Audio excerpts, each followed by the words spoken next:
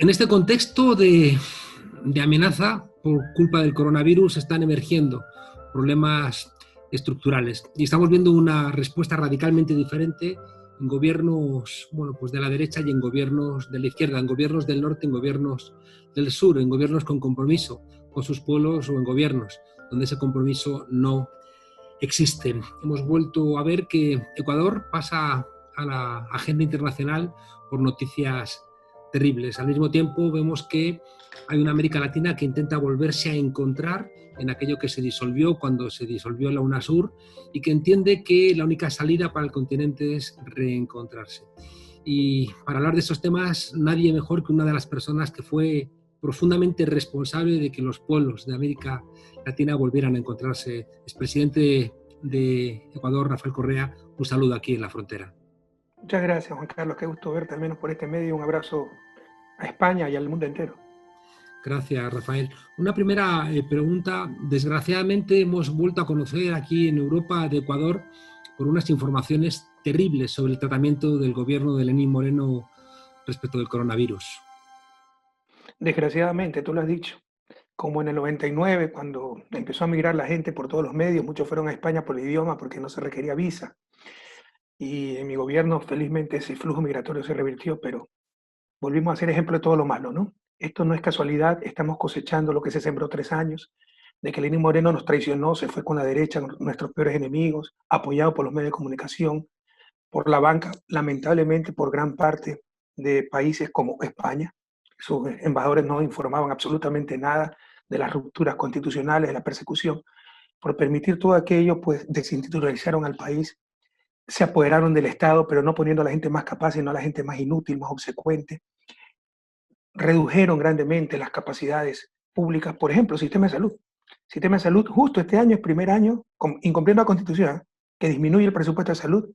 Despidieron 12.000 funcionarios de salud y a finales del año 2019 terminaron el convenio con Cuba e hicieron regresar 400 médicos cubanos que estaban en los lugares más recónditos de nuestro territorio, solo en los últimos meses, ¿no?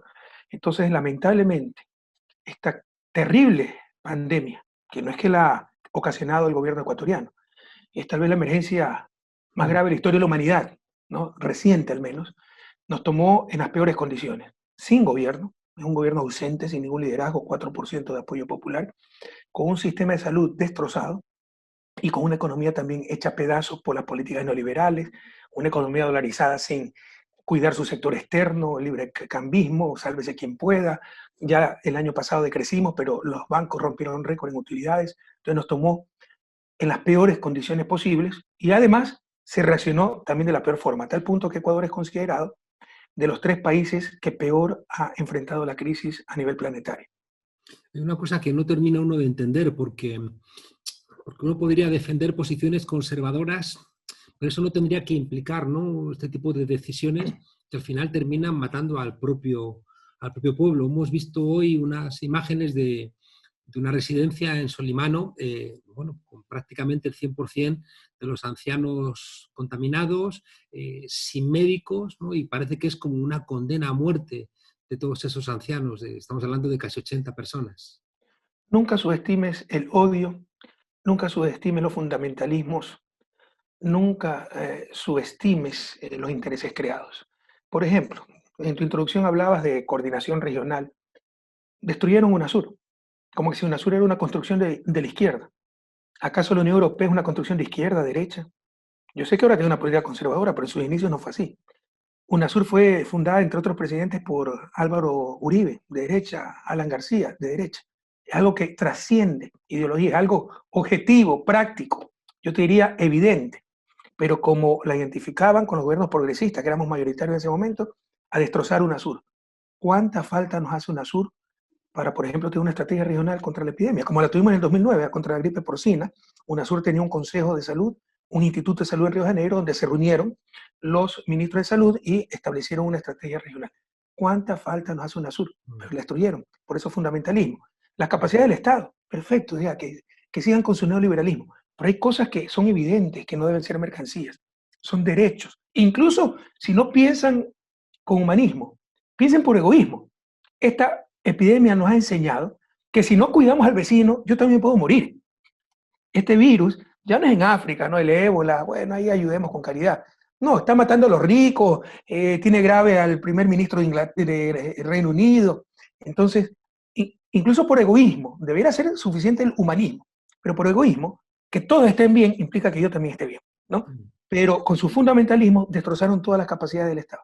Déjame preguntarte una discusión, porque claro, desde algunos sectores, sobre todo desde sectores empresariales y sectores de la derecha, quieren presentar que, bueno, que el virus ha sido algo sobrevenido, que no tiene ningún tipo de responsabilidad que se pueda identificar y que cuando pase el virus, bueno, pues todo volverá a su cauce, es decir, todo volverá a un lugar correcto, mientras que desde otras lecturas lo que se plantea es que lo que ha hecho el virus es que emerjan muchos problemas que estaban ya ahí y que por tanto después del virus las cosas es muy difícil que vuelvan a ser igual que como estaban.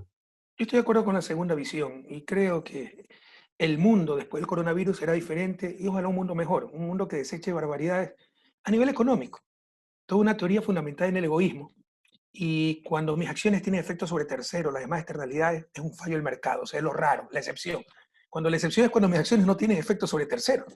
En realidad estamos en sistemas complejos, la sociedad humana, con actores diversos, interdependientes, que evolucionan, que cambian, que no hay procesos lineales, es como el agua, tú le suministras calor, sube a temperatura 15, 20, 80 grados, 100 grados, pero no es que sube a 120, se evapora, cambia totalmente la naturaleza del elemento, ¿no? Entonces, nos ha enseñado pues, que debemos tener otro enfoque totalmente distinto a la economía, y ya a nivel global y a nivel de vida cotidiana, tenemos un gran mercado global y no tenemos gobernanza global. Por ejemplo, para coordinar las acciones de salud, la OMS es más bien como asesora, pero no tiene capacidades reales. Y lo importante es la acción colectiva, porque por favor estamos en una sociedad, estamos en el mismo planeta, estamos en el mismo barco, o al menos en el mismo mar, como alguien dijo, porque hay algunos que están en botes salvavidas y otros en yates de lujo, pero si el mar se pone muy bravo, todos nos hundimos, ¿no? Entonces debemos tener estrategias globales, eso se llama acción colectiva. Yo creo que por fundamentalista siempre quedará alguien, ya contra la locura, la irracionalidad no se puede. Pero a alguien que le quede algo de racionalidad se va a dar cuenta de la importancia del Estado, que es la representación institucionalizada de la sociedad, por medio de la cual esa sociedad toma su acción colectiva. Lo importante es la acción colectiva, ¿no? En Aquí en, sistemas complejos. La importancia de la política, ahora que quieren hacer política sin políticos, que sea la empresa privada, los mercados lo querían todo. Política es la forma racional en que una sociedad toma sus decisiones. El mercado no te va a proveer salud para todo. Peor, salud preventiva. Eso lo tiene que hacer la sociedad y tiene que tomar racionalmente esas decisiones por medio de procesos políticos. Claro, déjame que te pregunte porque aquí en España y en Europa hemos tenido una discusión muy fuerte, ¿no? Donde Alemania y Holanda se negaban a, bueno, salidas compartidas, donde estos países que han sido los principales beneficiarios, ¿no? De la puesta en marcha del euro, que se han beneficiado además de tasas de interés muy bajas, ¿no? O de a veces de tasas de interés más altas, ¿no? Siempre, digamos que la política económica ha estado en virtud de las necesidades de los países centrales. Y ahora que hay una dificultad, como que estaban poniendo muchas dificultades, ¿no? Para, a su vez, para poder buscar salidas. Ayer se ha llegado a un acuerdo muy insuficiente, pero ese atisbo de acuerdo tiene una lógica, y es que la salida o es regional o no es, ¿no? En el caso del Ecuador, ¿qué va a hacer? Las dificultades para nosotros son múltiples. Bueno, podemos comentar sobre el caso europeo. Yo sí creo que las cosas han cambiado, tuvieron que echar a la basura el Tratado de Maastricht, las políticas de austeridad. Por supuesto, Alemania, que es el motor de Europa. De hecho, hay teorías que dicen que se fue a la zona euro, al euro, para controlar la influencia del marco, porque de todos modos el marco marcaba, pero una más redundancia, la política monetaria regional. Entonces, Alemania siempre ha tenido un peso hegemónico ahí y defiende las políticas en función de su realidad o en función de sus intereses, porque no es que necesariamente esas políticas beneficien a la gran mayoría del pueblo alemán, hay grandes injusticias a nivel laboral, salarial, etcétera. Algo similar. El caso holandés, que no lo conozco tan bien como el caso alemán. En todo caso, para Ecuador esto es terrible, ¿no? Porque las más golpeadas, después de la tragedia sanitaria simultáneamente, que ya no es solo una crisis, es una catástrofe. En el caso de Ecuador es una catástrofe. No tenemos cómo enterrar a los muertos en Guayaquil, ¿no? Y están subregistrando datos, muertos, fallecidos, infectados, no hicieron nada las últimas semanas, lo peor está por venir. Así hagamos todo lo que se tiene que hacer ahora. Ahora, en este momento, todo, aislamiento, apoyo con comida en las casas para que la gente se quede en cuarentena, miles de pruebas diarias, equipamiento en los hospitales, más personal eh, de salud, hacíamos todo en este instante, o sea, la cantidad de infectados y muertos solo crecerá por lo que no se hizo antes. Y esto trae también pues, un problema económico grave. Ya se desplomó el precio de los commodities por la falta de demanda, pero además el costo de la pandemia, el costo económico, la recesión económica, el aumento del desempleo, el aumento de la pobreza. Pero esto que ya era grave para todos los países, es más grave para países en vía de desarrollo, más grave para los países que dependen de un commodity, recursos, sobre todo recursos no renovables como el petróleo, y muchísimo más grave para un país que no tiene moneda nacional. Porque como verás, hasta el Banco del Reino Unido está financiando a su gobierno, ¿no? Emitiendo dinero. Lo mismo hizo la Federal Reserve, lo mismo está haciendo el Banco Central Europeo. Nosotros perdimos esa capacidad. Peor que el euro los países de la zona euro tienen una moneda común. Nosotros importamos una moneda extranjera, dependemos de la política monetaria de Estados Unidos. Entonces, qué pena decirte esto, pero Ecuador está en las peores condiciones posibles. O sea, no solo que está sufriendo la pandemia y los efectos económicos de la pandemia que sufre el mundo entero, sino que además lo sufre en mayor medida porque dependía del petróleo y en mucha mayor medida porque no tenemos moneda nacional. Hay otro elemento que recientemente lo has discutido, ¿no? Con otros líderes progresistas latinoamericanos, con Dilma Rousseff, con Maximiliano de México, con Gustavo Petro, etcétera, ¿no? Y es que la deuda, de alguna manera, se convierte en, pues, en una espada de Damocles que pende sobre los países, donde es imposible poder dedicar recursos ni siquiera para luchar contra la pandemia, ya no voy a decir para recuperar la economía, sino para luchar contra la pandemia, porque los intereses de la deuda tienen absolutamente colapsada la posibilidad de inversión de los países. Y además, ese intento de fragmentarlos, otra vez volvemos a la quiebra de la UNASUR, impide que los países latinoamericanos tengan una estrategia común para plantar cara, bueno, a lo que es, yo me atrevo a decir, el fascismo del siglo XXI, porque es el gran enemigo de las democracias, ¿no? La palabra fascismo es una palabra pues, que está muy gastada, pero es que realmente el nivel de exclusión, de marginalidad y de violencia que genera este capitalismo financiero, pues tiene unos efectos similares a los que en los años 30 tuvo el nazismo o el fascismo. Mira, la deuda no se va a poder pagar, a no ser que se quiera matar a la mitad de la población. Y es legítimo que no se pague. ¿Acaso no hay motivo de fuerza mayor? ¿Acaso la propia Alemania, ya que hablamos de Alemania, en 1953 no dejó de pagar su deuda porque no podía más y le flexibilizaron la deuda? Pero tal vez ¿por qué? Porque estaba en plena Guerra Fría. Ojalá ya hayamos superado tan solo esos intereses geopolíticos y actuemos en función de la vida, en función del ser humano, ¿no? Sería criminal pagar la deuda en las condiciones que tiene actualmente América Latina. No decimos que la deuda es legítima, en los 80 sí fue renegociada 3 veces, mal renegociada, los mismos tenedores eran nuestros negociadores, un horror. Probablemente eso suceda hoy en día, pero es deuda más fresca, es deuda más transparente, ¿no? Mucha de la deuda de los 80 venía de las dictaduras militares de los 70, imagínate, hasta para comprar armamento. Esta fue deuda adquirida por gobiernos democráticos, en procesos más claros. Nadie está diciendo que es legítima la deuda, pero no se puede pagar por un motivo de fuerza mayor, la peor emergencia que recuerde la historia de la humanidad. Y es un motivo perfectamente legítimo. Pero no es suficiente. No es suficiente solo condonar gran parte de la deuda externa latinoamericana, flexibilizar los tramos restantes, 2 años, 3 años sin pagar un centavo. No será suficiente. Se va a requerir mucho apoyo internacional, sobre todo para países como Ecuador. Eso lo puede dar el Fondo Monetario. El Fondo Monetario puede cumplir las funciones de un banco central mundial. Ellos tienen capacidad de crear una moneda contable que se llama derechos especiales de giro. Ya lo hicieron en la crisis en el 2009 por la crisis del 2008 y eso ayudó mucho a salir de la crisis porque sirven como reserva esos derechos especiales de giro, le dan liquidez a los diferentes países, se puede cambiar por divisas, dólares, euros, etcétera, ¿no? Entonces la tasa de interés es ínfima. Entonces, estamos un grupo de economistas pidiendo al fondo, haciendo una campaña mundial para una emisión trillonaria, derechos especiales de giro, para recuperar la economía, porque esto también es importante. Una cosa es cuando alguien dirá, ah, no, con eso no crece la economía. Primero hay que discutir esas cosas. Pero en este momento vamos a tener un problema de que las capacidades están ahí. La infraestructura, la capacidad productiva. la gente con talento, pero como se desplomó la economía, se pierde esa coordinación. Y el mecanismo de coordinar es la moneda. Te doy un crédito y compras la casa.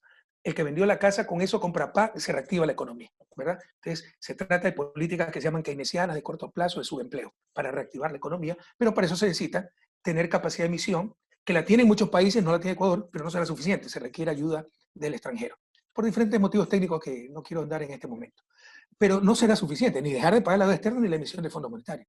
Se requerirá apoyo de los países desarrollados. Ojalá hayan entendido que para que vivan bien ellos, deben vivir bien el resto. Si no, tendrán que seguir construyendo cada vez muros más altos para evitar la migración y tendrán que estar rezando todos los días. Tú no eres creyente, yo sí. Estamos en Viernes Santo, tendrán que hacer vía crucis todos los días para evitar que venga otra epidemia y los pobres no nos contagien.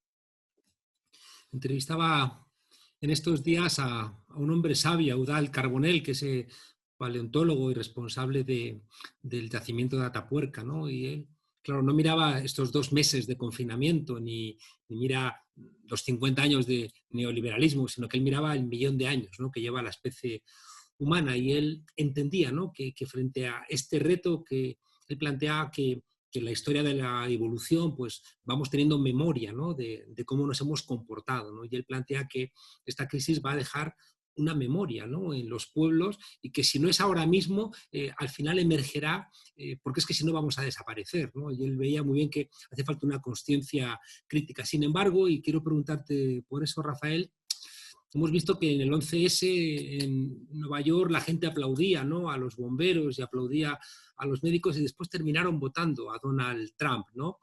Nos ha contado Naomi Klein cómo utilizan cualquier shock para hacer lo que era imposible que hicieran, ¿no? Para construir hoteles en la costa de Indonesia después del tsunami, para abolir la escuela pública en Nueva Orleans después del Katrina, para, bueno, pues para acabar con todo lo público en Chile después del golpe de Estado de Pinochet. ¿Tú crees que después de esta crisis el capital, el modelo neoliberal, ese 1% que controla medios de comunicación, que controla mercenarios, que controla los grandes monopolios, ¿no crees que va a hacer todo lo posible para seguir en la misma dirección? Sí, pero también habrá, como dice el paleontólogo, una conciencia colectiva con memoria, de hecho, muy reciente, diciendo, bueno, esto no es así, pues, algo pasó, no podemos obviar lo que ha pasado. En todo caso, con respecto a lo que tú dices, ¿no? Bueno, eso es un poco la cultura dominante y eso viene parcialmente de la propia academia, ¿no? En la economía, el individualismo y como la mano invisible, llegarás buscando tu propio lucro, cumple tu función social, estás ayudando al resto, ya no tienes que pensar en nada más. O sea, hay que aplaudir el egoísmo, porque ya se volvió una virtud, la mayor virtud individual y social. O sea, tonterías, tonterías, cuando la justicia es una construcción consciente, social. Entonces, viene de la academia, pero sobre todo viene de los medios de comunicación. O sea, ninguno de estos procesos que tú me has dicho, de estos tipos que llegaron, bueno, Trump sí llegó contra ciertos medios, pero tiene muchísimo poder económico. Pero te estoy hablando sobre todo para la América Latina. Ninguno de estos gobiernos de derecha que han llegado a destruir todo hubieran podido llegar sin el apoyo de los medios de comunicación, de la prensa hegemónica. Entonces hay otras cosas que debemos reflexionar. Los medios de comunicación nos imponen una cultura dominante, como decía Gramsci, no en función del bien común, en función de los intereses que representan. Y representan los intereses de los dueños, que son las oligarquías latinoamericanas, y se autoproclaman guardianes de la democracia. En verdad nos han robado la democracia. Ya no importa lo que vote la gente en las urnas, lo que sea propuesto en campaña, lo que evidentemente sea correcto para el bien común, lo que importa es lo que aplaudan o condenen los medios de comunicación en sus titulares. Entonces también es algo que debemos reflexionar aquello. Yo soy un pesimista esperanzado porque leyendo a Cal Polanyi, ¿no?, y la gran transformación, siempre, ¿no?, siempre que se ha condenado a amplias capas de la población a deshumanizarse, a mal vivir, siempre hemos respondido, ¿no? Por eso ese largo plazo, ¿no? Y por eso me gustaba la reflexión del paleontólogo que decía, si nos pensamos en términos de la evolución, debemos saber que los que estamos por salidas compartidas, cooperativas, fraternas, estamos en el lugar correcto de la historia, ¿no? Porque somos los que estamos permitiendo que esto avance. Déjame para terminar, Rafael, preguntarte algo. Tú has planteado ahora mismo como crítico la ausencia de liderazgos, ¿no?, en el mundo, y en concreto la ausencia de liderazgo en América Latina, pero claro, hay un problema. y es que a los líderes que fuisteis responsables de sacar al continente, ¿no?, de la pobreza, que sacasteis a decenas de millones de personas de la pobreza, que cambiasteis las tasas, ¿no?, de inversión en educación, en sanidad, que creasteis infraestructuras, bueno, pues a Evo Morales le han dado un golpe de Estado, a Cristina Fernández de Kirchner la están persiguiendo judicialmente, a ti te están persiguiendo sin ningún tipo de pruebas, igualmente judicialmente, están amenazando, ¿no?, a López Obrador, hay amenazas sobre el gobierno argentino, es decir, en cualquier lugar hay un intento de conseguir vía parlamentos como el brasileño, ¿no?, después, que se demuestran ilegales, ¿no?, y también el caso, por supuesto, de Lula y de Dilma, ¿no? Digo, están intentando vía parlamentos o vía jueces conseguir lo que son incapaces de conseguir en las urnas. Se llama lawfare, Juan Carlos, y fue para varias creación de los del norte a principios del siglo XX, al menos racionalización del norte, la aplicaron contra elementos hostiles, de acuerdo a ellos, en el Medio Oriente, que no eran necesariamente dignatarios eh, públicos, no eran autoridades públicas, sino líderes populares, ¿no? Y contra las políticas estadounidenses. Entonces no se le ocurrió mejor idea que neutralizar estos líderes cargándolos de juicio. Cuando tú todos los días recibes un juicio, yo tengo 31, me despierto cada día para ver qué nuevo juicio me han puesto, de las cosas más ridículas, no te imaginas. Solo trabajas para pagar abogados y tienes que trabajar bastante y no te alcanza para pagar abogados. Solo estás pensando en eso. Yo si hubiera dedicado todo el tiempo que he gastado escribiendo respuestas, traduciendo cuestiones, haciendo poderes, ya lo hubiera dedicado a escribir, tendría 10 libros escritos. Entonces la forma de concentrarte, la forma de angustiarte, la forma de consumirte sobre todo tu tiempo, y vieron que daba resultado y era bueno también entonces para los políticos y los dirigentes políticos democráticamente electos, con legitimidad democrática total. Entonces, fíjate, esa es la estrategia que se está utilizando, como tú ya has dicho, contra los dirigentes progresistas de América Latina. Y esa estrategia tiene dos patas. Medios de comunicación, sobre todo cuando hemos estado en el poder. Yo estuve 10 años en el poder. ¿Cómo es posible no tener un caso de corrupción?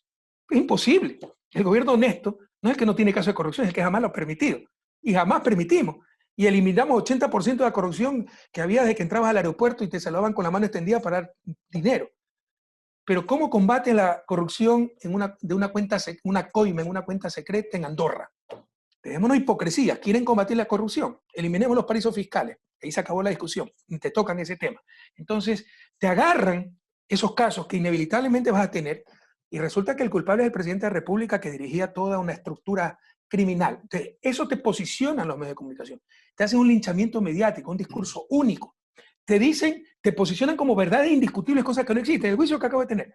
$7 millones hemos recibido en soborno. O sea, porque encontré una hoja de Excel hasta presupuestos por 1,5 millones y eso suma. Cuando lo único que está documentado son 1,5 millones de facturas legítimas, porque tampoco es que ha habido soborno. Pero te dicen 7 millones que nunca existieron. Y ya ni puedes refutar. O sea, son 7 millones, ¿no? Entonces, primero el linchamiento mediático.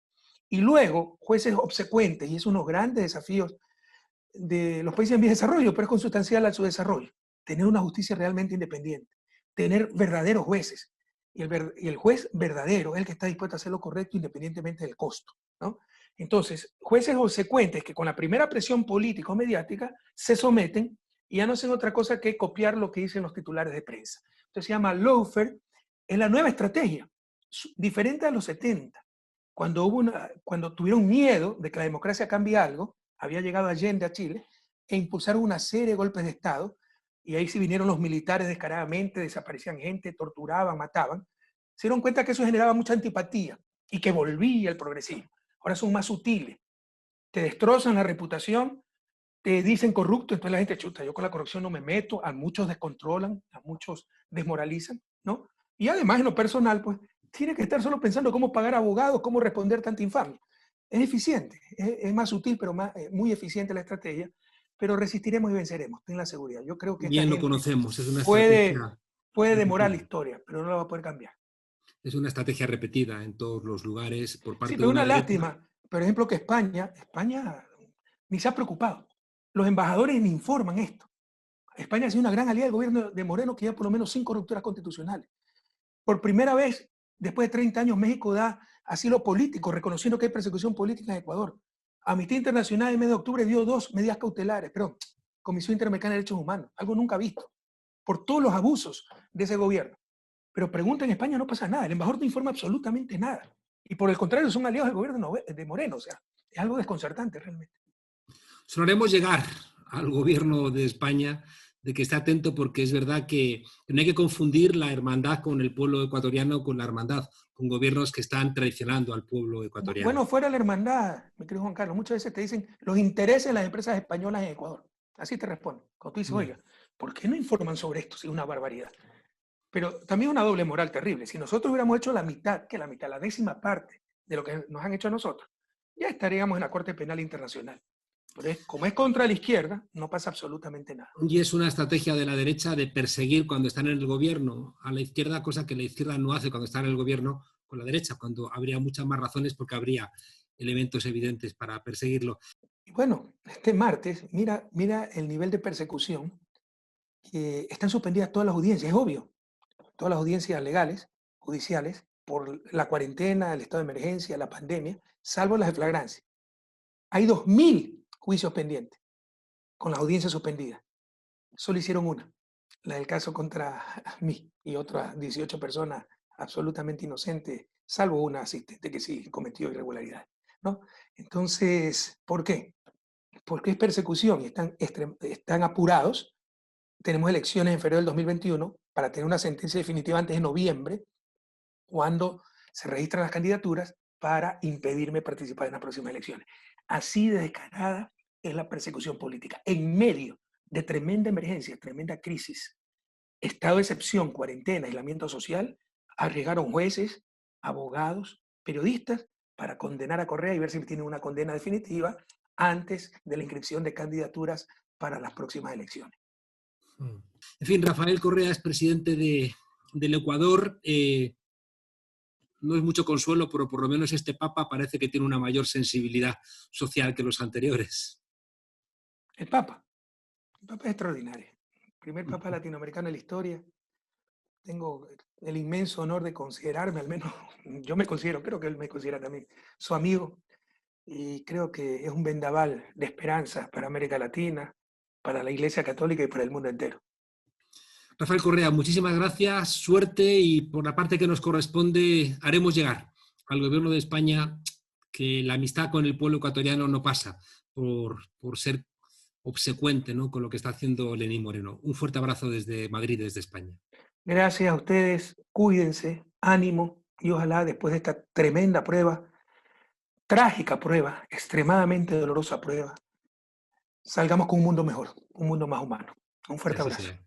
Hasta pronto.